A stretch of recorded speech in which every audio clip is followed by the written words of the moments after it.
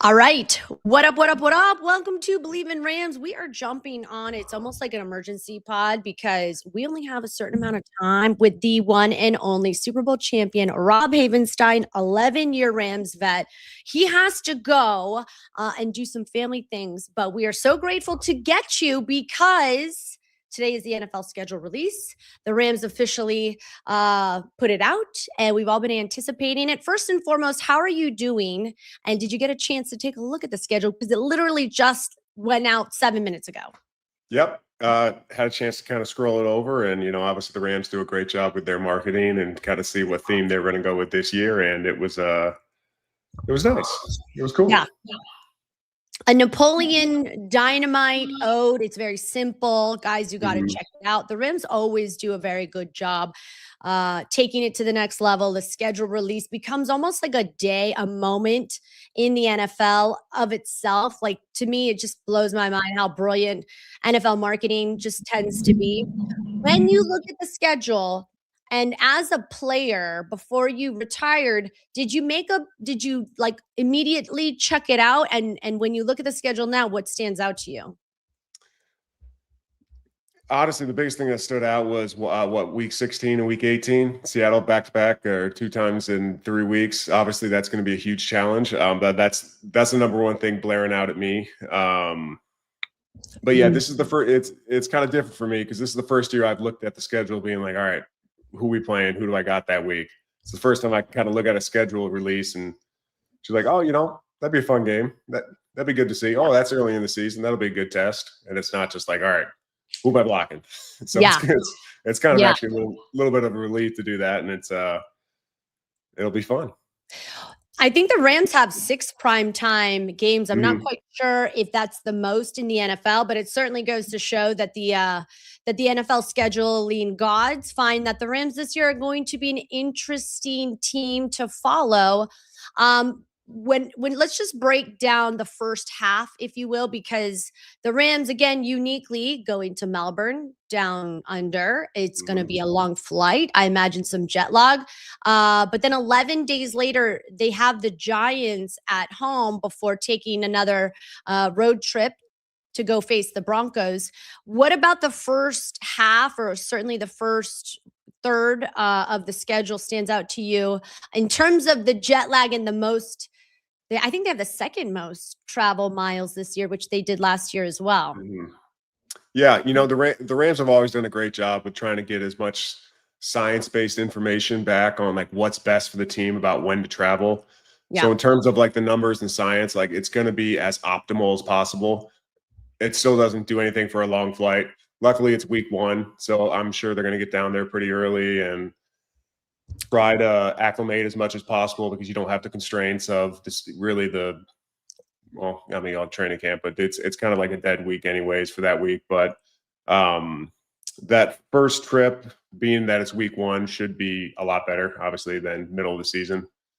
And then, but man, that's just such a long flight. Sorry, it just keeps going back in my head. It's like, man, that is a long time in the air. Yeah. Yeah. And if you compare it to, I want to say, correct me, I said 6, I Bleav it's 7 prime time games. But when you look at, I want to say the Panthers have the least amount of traveling to do. It really is such a tax on West Coast teams because, knock on wood, everything is fine with the health of the team. But when you have any kind of injury, or certainly, players that are older, traveling really becomes, and maintaining jet lag really becomes a huge priority for players, right? Yeah, 100% it does. The longer you're on that plane, you got the altitude, you see Normatex being passed in and out, and fireflies to kind of keep the blood moving, and guys are doing different things. And, it's definitely something to think of, and, you have to have a plan of attack for. And plus, with the time change and everything like that, you go play an East Coast game, and then, you come back and, you're losing 3 hours, and then you're still up the next day doing Monday stuff. So it's, where are you going to catch up on that sleep? Can you sleep on a plane? Can you not sleep on a plane? I mean, there's a lot of different factors to it. You notice the bye I want to say the bye is what, week 11. Last year it was week 8. Where for you as a former player does the bye become a really essential part of your recovery depending on when it is in the season? Yes, 100%.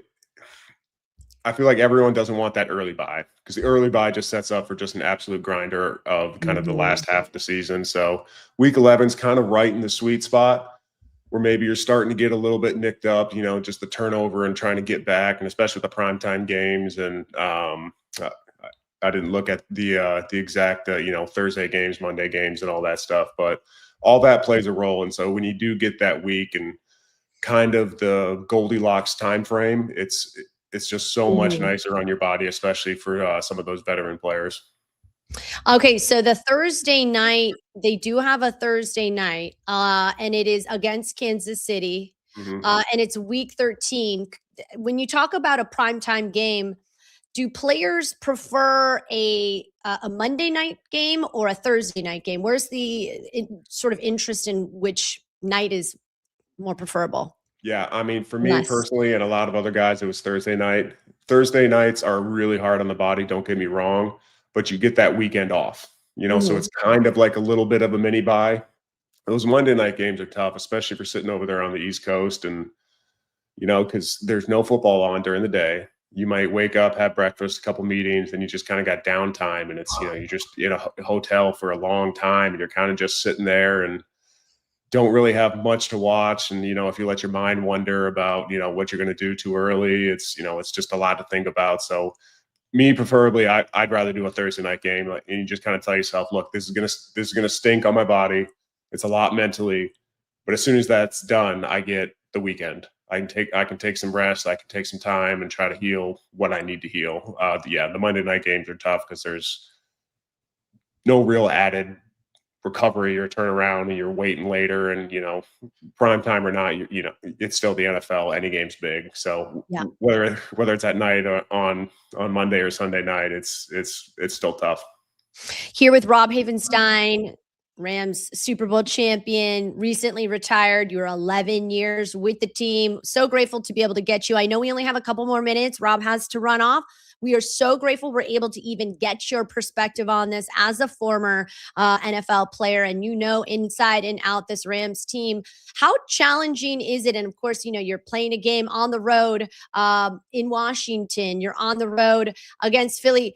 Is the time zone as a West Coast team, is that hard to play East Coast? And of course, whether or not, like you said, that the 5 p.m. kick is a different time on the West East Coast. Yeah, it can be 100%. It's just it kind of comes down to, at least when I played, it was all just a mentality. Just roll the ball out whenever and try to get it done. But there is a clock for your body, and when you're used to doing Mhm. stuff at a certain time, you practice at a certain time, and then all of a sudden that's 3, 4, 5, 6 hours later, and then you just took a 4, 5, 6 hour flight. It's like, man, maybe I just don't feel as good, and that's where kind of mind over matter takes over. But it's definitely a challenge for a lot of the West Coast teams. Last question, because I know we need to get you out of here. When you look at the schedule for you, what part of this schedule is the hardest? I know you mentioned the sort of back end where you're seeing the Seahawks. Is there a part of this schedule that for you feels the most challenging for the Rams this year? Yeah, I got to go back to Seattle in 2 times in 3 weeks. I mean, that's obviously they're a great team. They're the reigning NFL champs. That's going to be a challenge. We know them, they know us. It's always a kind of a bloodbath when we get out there. So especially to finish Mhm. the season up like that, and both teams. Obviously, everyone has aspirations to be going hard in the playoffs, and you got to earn that. But each team expects to, and so you want to be able to kind of go in on a high note. And so it's a very critical part of the schedule, especially with my first reaction saw that. I was kind of like, whoa, all right, well, that's going to be fun and interesting as a fan. And what Rob is talking is about is the week 16 Christmas matchup against the Seahawks, as well as the week 18, the season finale is going to be against the Seahawks at home. So the scheduling gods, They think that, the Rams and the Seahawks are must-watch TV. They will be, I imagine. Rob Havenstein, we so appreciate. We know we need you to run off and go take care of some family stuff. We appreciate your perspective. We're so glad we were able to get time with you. This episode, Bleav in Rams, presented by FanDuel. I'm Erin Coscarelli with Rob Havenstein. Thanks, guys, for checking us out.